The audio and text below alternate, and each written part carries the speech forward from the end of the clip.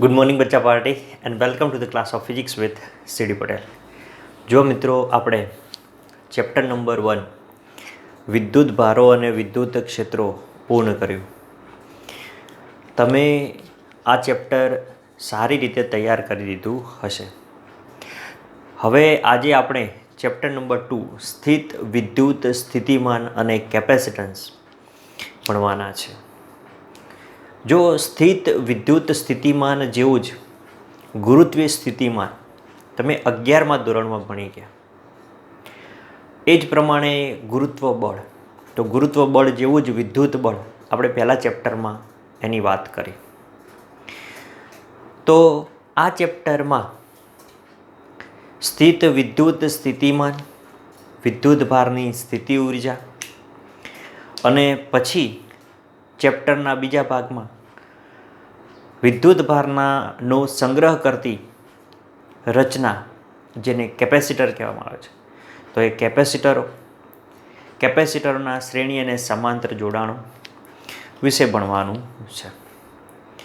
તો સ્ટાર્ટ કરીએ chapter number 2 સ્થિત વિદ્યુત સ્થિતિમાન અને કેપેસિટન્સ. તો પહેલો ટોપિક છે પ્રસ્તાવના. પ્રસ્તાવનાની અંદર સંરક્ષી બળોની વાત કરેલી છે. તો સંરક્ષી બળો કોને કહેવાય? તમે 11મા ધોરણમાં ભણી ગયા. સંરક્ષી બળો ગુરુત્વાકર્ષણ ચેપ્ટરમાં, ચેપ્ટર નંબર 8 11મા ધોરણમાં ગુરુત્વાકર્ષણ પરથી ગુરુત્વ જે બળ છે, ગુરુત્વ બળ એ સંરક્ષી બળ છે. સંરક્ષી બળ કેવી રીતે? તો જો એની અંદર આપણે એવું ભણ્યા હતા કે જો જમીન ઉપર કોઈ પદાર્થ આ પ્રમાણે સ્થિર પડેલો હોય તો એ સ્થિર પદાર્થની પહેલાં તો સ્થિતિ ઉર્જા આપણે લઈએ તો જમીન ઉપર પડેલો છે એટલે ઊંચાઈ h બરાબર 0 થાય. તો એની સ્થિતિ ઉર્જા U બરાબર mgh પ્રમાણે જો h 0 હોય તો સ્થિતિ ઉર્જા 0 છે. હવે પદાર્થ સ્થિર પડેલો છે તો એનો વેગ પણ 0 હોય. તો વેગ 0 હોય તો પદાર્થની ગતિ ઉર્જા પણ 0 થશે. હાફ mv² પ્રમાણે વેગ 0 તો ગતિ ઉર્જા 0. આમ પદાર્થ જ્યારે જમીન ઉપર સ્થિર પડેલો હશે ત્યારે તેની કુલ ઉર્જા બરાબર k પ્લસ u કેવી થાય છે? 0. 0 પ્લસ 0 0 થશે. આમ પદાર્થ જ્યારે જમીન ઉપર પડેલો હશે ત્યારે તેની કુલ ઉર્જા 0 થાય છે. હવે આ પદાર્થને ગુરુત્વાકર્ષી ક્ષેત્રમાં એક બિંદુએથી બીજા બિંદુએ લઈ જવા માટે, ધારો કે આ બાજુમાં એક પિલર છે અને આ પિલર ઉપર આ બ્લોકને આપણે લઈ જવો છે, અહીંયા લઈ જવો છે આના ઉપર.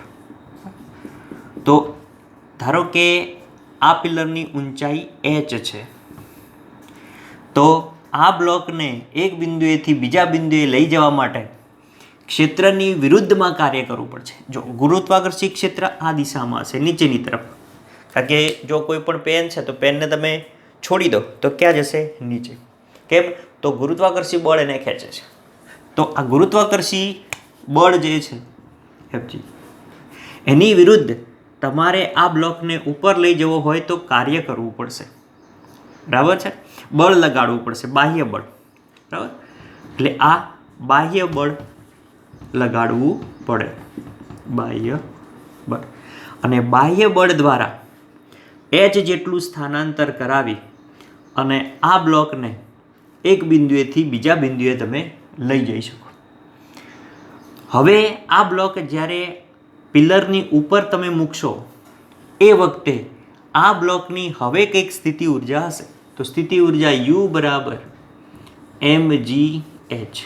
જો હવે h ઊંચાઈ આવી ગઈ એટલે હવે એની કંઈક સ્થિતિ ઉર્જા મળી ગઈ. ગતિ ઉર્જા, હવે અહીંયા ઉપર બ્લોક સ્થિર પડેલો છે તો ગતિ ઉર્જા 0 થશે, હાફ mv² અનુસાર.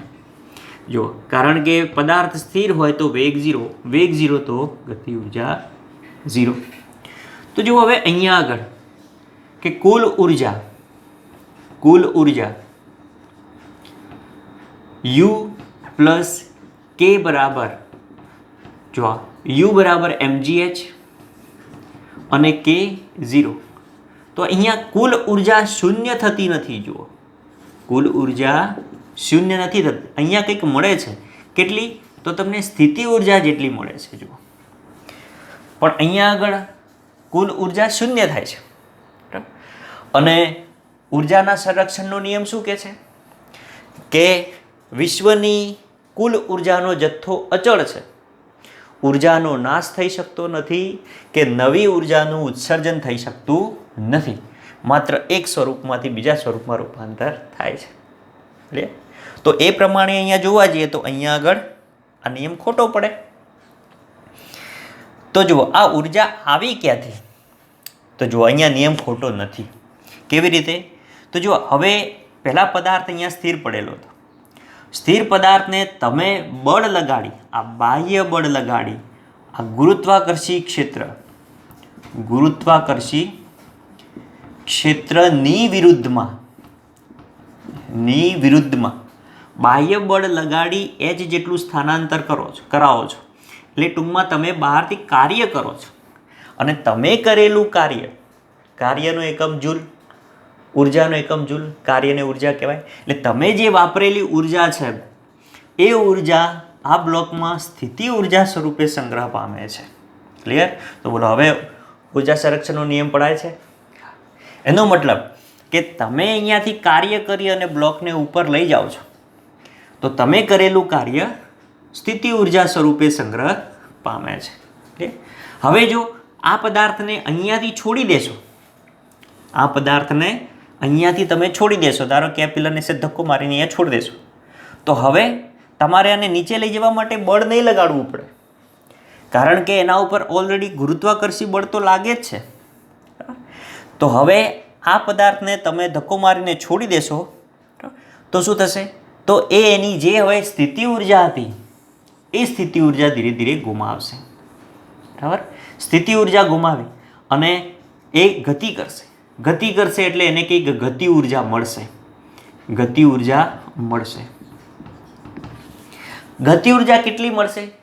તો જેટલી એ સ્થિતિ ઉર્જા ગુમાવશે એટલી જ એને ગતિ ઉર્જા મળશે, પણ એની કુલ ઉર્જા અચળ રહેશે. ક્લિયર? એટલે કે કુલ ઉર્જા બરાબર ગતિ ઉર્જા અથવા તો સ્થિતિ ઉર્જા વત્તા ગતિ ઉર્જા. તો જુઓ, સ્થિતિ ઉર્જા ઘટે, અહીંયા લખીએ આપણે સ્થિતિ ઉર્જા ઘટે. અહીંયાથી જો ઊંચાઈ ઘટશે એની જેમ ઊંચાઈ ઘટે, બરાબર, ઊંચાઈ ઘટે તો સ્થિતિ ઉર્જા ઘટશે અને સ્થિતિ ઉર્જા ઘટે તો અહીંયા આગળ શરૂઆતમાં વેગ કેવો હતો? 0. હવે અહીંયા નીચેની તરફ જશે એટલે વેગ વધશે અને વેગ વધશે તો ગતિ ઉર્જા વધશે. તો આ ઘટશે તો ગતિ ઉર્જા વધશે, પણ કુલ ઉર્જા કેવી રહેશે? અચળ. બરાબર છે? એ જ પ્રમાણે અહીંયા નીચે આવી જશે તો એ વખતે ઘટીને શૂન્ય થઈ જશે. એટલે કહેવાનો મતલબ કે જો સ્થિતિ ઉર્જા ગતિ ઉર્જા ઘટશે તો સ્થિતિ ઉર્જા વધશે, પરંતુ આ બંનેનો સરવાળો કેવો રહેશે? અચળ રહેશે. આમ અહીં ઉર્જાનું સંરક્ષણ થાય છે એવું કહેવાય. બરાબર? તો તમે લગાડેલા બાહ્ય બળ વડે તમને કંઈક ઉર્જા મળે છે. ક્લિયર? તો આમ ગુરુત્વ બળ એ સંરક્ષી બળ છે. અહીંયા આગળ એનું સંરક્ષણ થાય છે. એનો મતલબ કે એ અચળ રહે છે, એની ઉર્જા અચળ રહે છે. જો એની ઉર્જા અચળ રહે છે. ક્લિયર? તમે અહીંયા આગળ બળ લગાડી અને કાર્ય કરો છો, એ કાર્યનું સ્થિતિ ઉર્જા સ્વરૂપે સંગ્રહ પામે છે, પછી એને છોડી દો તો ફરી પાછો એ ત્યાં આવી જાય છે. બરાબર છે? ઓકે. એ જ પ્રમાણે છે સ્પ્રિંગ બળ. છે. તો સ્પ્રિંગ બળની અંદર પણ તમે જુઓ તો આ સ્પ્રિંગના છેડે તમે બ્લોક લગાડેલો છે. હવે તમે બહારથી દબાવો છો બ્લોકને, બરાબર, એટલે એના ઉપર બાહ્ય બળ લગાડો છો. બાહ્ય બળ લગાડી અને તમે આટલું સ્થાનાંતર કરાવો છો. ધારો કે અહીંયાથી અહીંયા આટલું ડી જેટલું સ્થાનાંતર કરાવીએ આપણે, બરાબર. તો આ બાહ્ય બળ વડે સ્પ્રિંગની ક્ષેત્રની વિરુદ્ધ જ કહેવાય આમ તો, બરાબર છે. એ બળની વિરુદ્ધ બાહ્ય બળ લગાડો છો તો તમે જે બળ લગાડ્યું એ બળ વડે થતું સ્થાનાંતર એટલે કાર્ય કહેવાય. એ કાર્ય સ્પ્રિંગની સ્થિતિ ઉર્જા સ્વરૂપે, જોવા સ્પ્રિંગ અહીંયા સંકોચાશે તો સ્થિતિ ઉર્જા સ્વરૂપે એનો સંગ્રહ કરશે. જેવું તમે બળ અહીંયાથી રિમૂવ કરી દેશો, છોડી દેશો, લઈ લેશો, તો ફરી પાછો આ બ્લોક હતો એ પ્રમાણે એની વિરુદ્ધ દિશામાં બળ લગાડશે, બરાબર. તો આ બળને સ્પ્રિંગ બળ કહેવામાં આવે છે અને સ્પ્રિંગ બળ એ સંરક્ષી બળ છે. એ જ પ્રમાણે આપણા વિદ્યુતમાં વિદ્યુત બળ પણ સંરક્ષી બળ છે. વિદ્યુત બળ પણ સંરક્ષી બળ છે. કેવી રીતે? તો જુઓ, તો અહીંયા આગળ ધારો કે કોઈ એક ધન વિદ્યુત ભાર છે Q, અને ધન વિદ્યુત ભારની આસપાસ આપણને ખબર છે કે ભાઈ વિદ્યુત ક્ષેત્ર હોય અમુક વિસ્તારમાં, બરાબર છે. આ પ્રમાણે ત્રિજ્યાવર્તી દિશામાં. હવે ધારો કે અહીંયા આગળ કોઈ એક ધન વિદ્યુત ભાર, પરીક્ષણ વિદ્યુત ભાર આપણે લઈ લઈએ, ધન વિદ્યુત ભાર લઈએ, તો પરીક્ષણ અથવા તો ધન વિદ્યુત ભારને આ ગુરુત્વાકર્ષી ક્ષેત્રમાં લાવવો હોય, જો આ ધન છે, આ ધન છે, બરાબર, એટલે ધન ધન વચ્ચે શું થાય? અપાકર્ષણ, બરાબર. એટલે આના વિદ્યુત ક્ષેત્ર વડે આ વિદ્યુત ભાર ઉપર જે બળ લાગે છે એ આ દિશામાં લાગે છે. જેમ ગુરુત્વાકર્ષી ક્ષેત્રમાં ગુરુત્વ બળ નીચેની તરફ લાગે છે અને આ ગુરુત્વાકર્ષી ક્ષેત્રની વિરુદ્ધ દિશામાં આપણે પદાર્થને લઈ જઈએ છીએ. તો એ જ પ્રમાણે આ વિદ્યુત ભારને પણ જો આ વિદ્યુત ક્ષેત્ર એની વિરુદ્ધ દિશામાં લઈ જઈએ છીએ તો વિરુદ્ધ દિશામાં લઈ જવા માટે કંઈક કાર્ય કરવું પડે છે અને એ કરેલું કાર્ય એ એનામાં સ્થિતિ ઉર્જા સ્વરૂપે સંગ્રહ પામે છે. હવે જ્યારે આ વિદ્યુત ભારને તમે અહીંયાથી અહીંયા લઈ જશો, પછી અહીંયા છોડી દેશો, તો ફરી પાછું ક્ષેત્ર આના ઉપર બળ લગાડશે અને આ ઓટોમેટિક અહીંયાથી આ બાજુ જશે. ક્લિયર? તો આ બળ પણ કેવું થયું? સંરક્ષી બળ થયું. બરાબર છે. તો આ જ સંરક્ષી બળોની વાતો આપણે આગળ કરવાની છે. ક્લિયર? તો સંરક્ષી બળમાં ખ્યાલ આવી જવો જોઈએ. આ જ કન્સેપ્ટનો ઉપયોગ આપણે આગળના ક્વેશ્ચનમાં કરવાનો છે અને એના ઉપરથી આપણે સ્થિતિ ઉર્જાની સમજૂતી મેળવવાની છે. તો આની અંદર તમને ખ્યાલ આવી ગયો હશે. જો આ કન્સેપ્ટ સમજાઈ ગયો હશે તો આગળનો ક્વેશ્ચન તમારા માટે એકદમ ઇઝી બની રહેશે. ક્લિયર? તો જોઈએ નેક્સ્ટ ક્વેશ્ચન. તો જો અહીંયા આગળ આપણે આના ઉપરથી એક વાક્ય લખી રાખીએ. એ વાક્ય તમારે યાદ રાખવાનું કે પદાર્થને એક જગ્યાએથી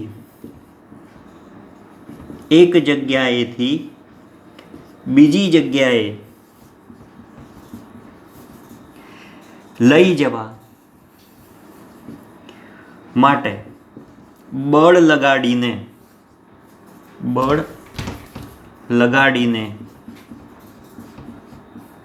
કાર્ય કરવું પડે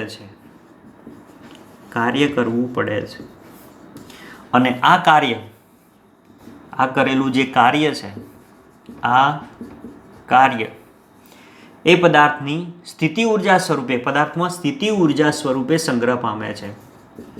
સ્થિતિ ઉર્જા સ્વરૂપે સંગ્રહ પામે છે.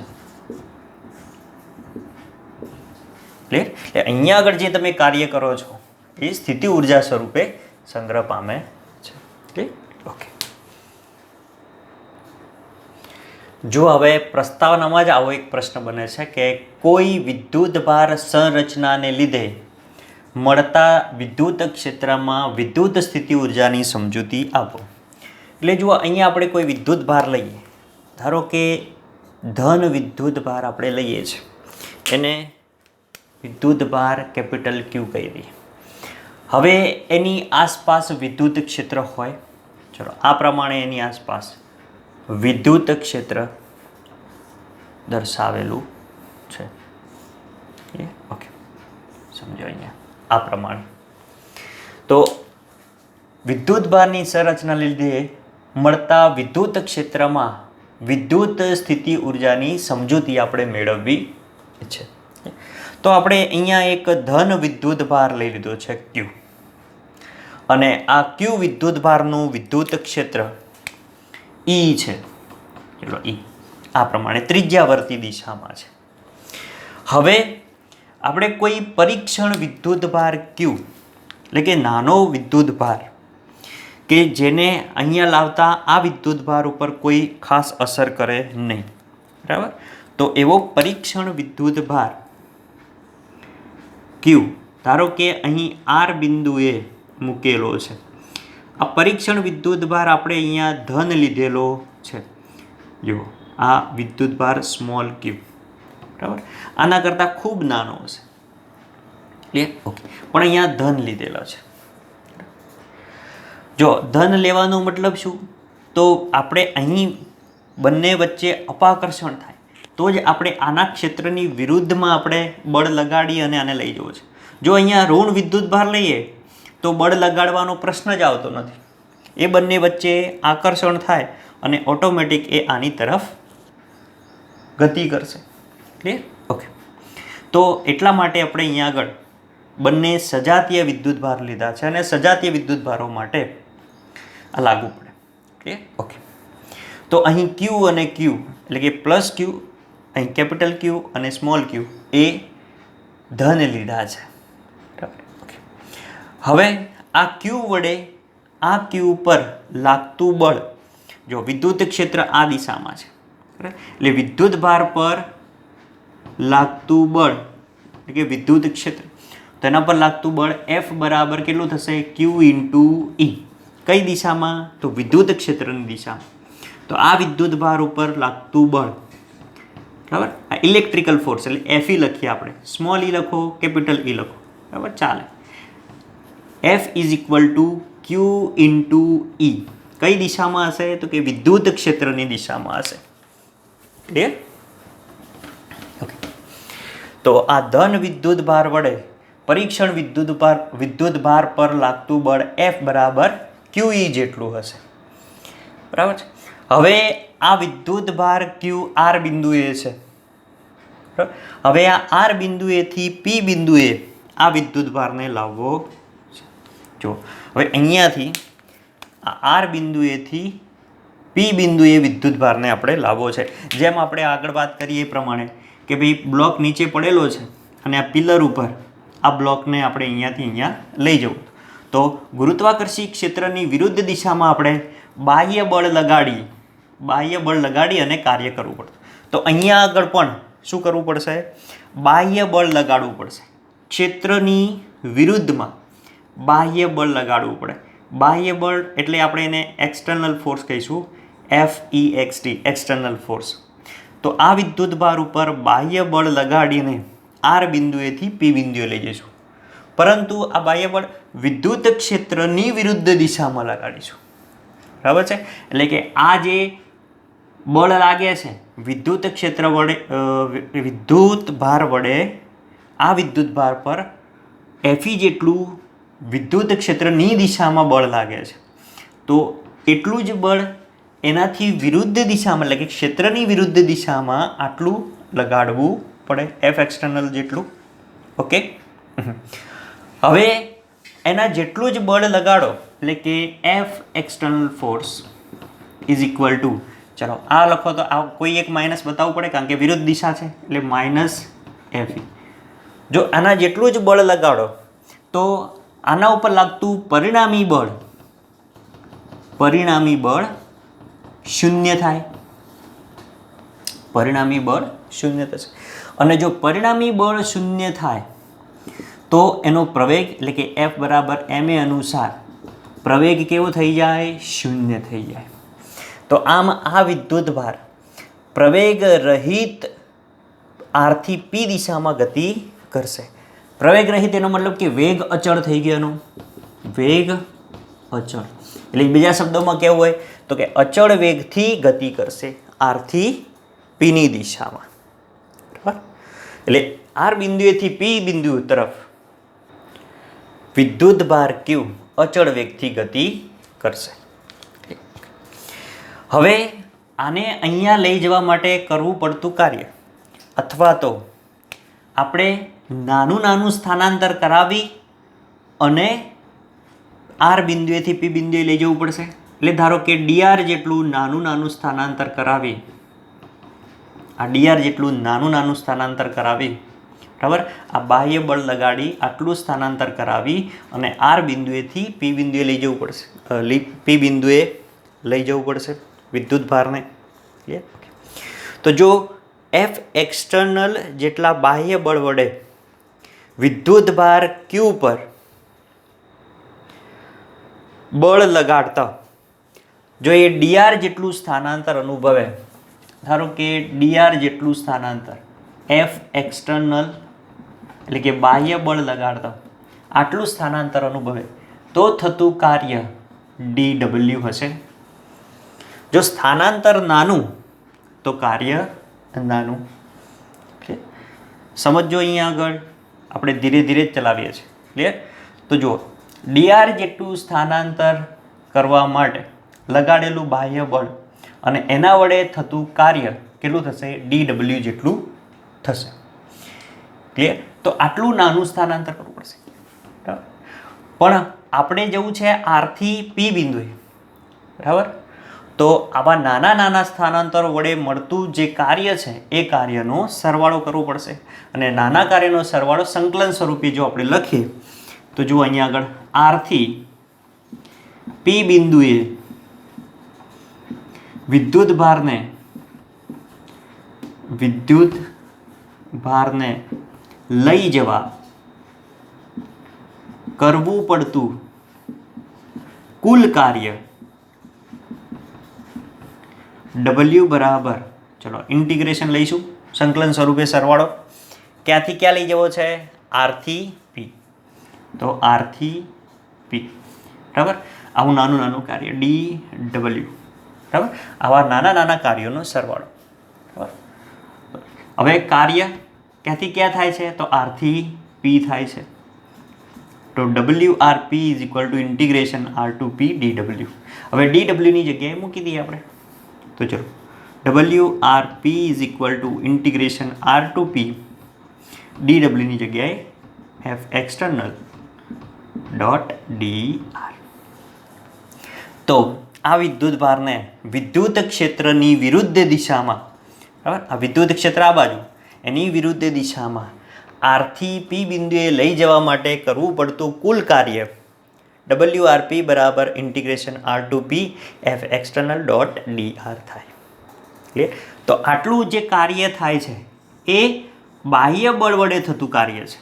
આ જે કાર્ય છે એ બાહ્ય બળ વડે થતું કાર્ય છે.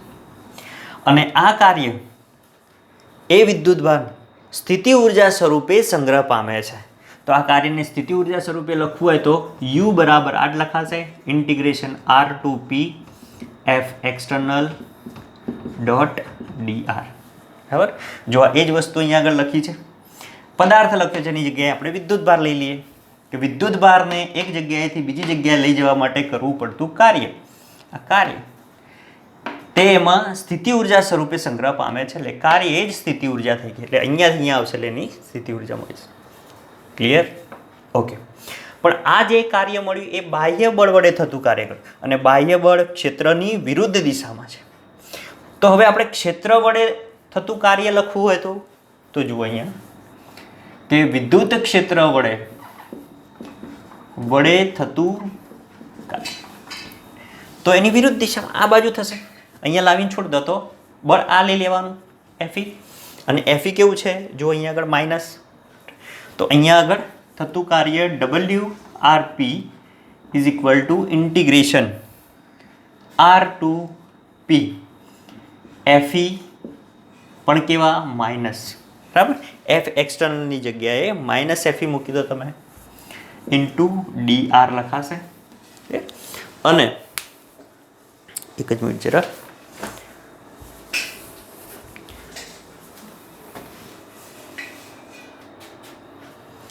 જો આ થોડો પોર્શન સાફ કરી દીધો આપણે. તો જુઓ અહીંયા આગળ માઇનસ એફઈ ડોટ ડીઆર. તો આ એફઈ બરાબર એફ બરાબર શું છે? ક્યુ ઇન્ટુ ઈ. તો જુઓ ડબલ્યુ આર પી બરાબર ઇન્ટિગ્રેશન આર ટુ પી, માઇનસને આપણે આગળ લખીએ અને એફની જગ્યાએ ક્યુ ઇન્ટુ ઈ લખી શકીએ, તો ક્યુ ઇન્ટુ ઈ ડોટ ડી આર આવું પણ લખી શકો તમે. ક્યુને બાર પણ લખી શકો આ પ્રમાણે કે WRP બરાબર minus Q integration R to P E dot D R. બરાબર, અને આ જ કાર્ય સ્થિતિ ઉર્જા સ્વરૂપે સંગ્રહ પામે, એટલે સ્થિતિ ઉર્જા યુ બરાબર minus Q integration R to P E dot D R. તો એમાં આટલી સ્થિતિ ઉર્જા સંગ્રહ પામે. ક્લિયર? તો આ છે વિદ્યુત ભારની સંરચનાને લીધે એના વિદ્યુત ક્ષેત્રમાં વિદ્યુત ભારની વિદ્યુત સ્થિતિ ઉર્જાની સમજૂતી. ક્લિયર? ઓકે, તો આ પ્રમાણે આ વસ્તુને આપણે સમજી શકીએ. ક્લિયર છે? ઓકે, તો આજે આટલું રાખીએ છીએ. નેક્સ્ટ લેક્ચરમાં વિદ્યુત સ્થિતિ ઉર્જાનો તફાવત અને કોઈ પર્ટિક્યુલર બિંદુએ એટલે કે કોઈ પી બિંદુએ વિદ્યુત સ્થિતિ ઉર્જાનું સૂત્ર મેળવીશું. ક્લિયર છે? આની અંદર તમને ખ્યાલ આવી ગયો હશે. જો આ કન્સેપ્ટ સમજાઈ ગયો હશે તો આગળના 3-4 લેક્ચર સુધી તમને કોઈ વાંધો આવશે નહીં. ક્લિયર છે? ઓકે, તો આ પી બિંદુએ સ્થિતિ ઉર્જા આટલી મળે આપણને. બરાબર છે? અહીંયા એટલે અહીંયાથી અહીંયા લઈ જવા માટે કરવું પડતું કાર્ય છે એટલી ઉર્જા અહીંયા આગળ. ક્લિયર છે? ઓકે, તો મળીએ નેક્સ્ટ લેક્ચરમાં. ત્યાં સુધી ભણતા રહો. Tata, bye bye.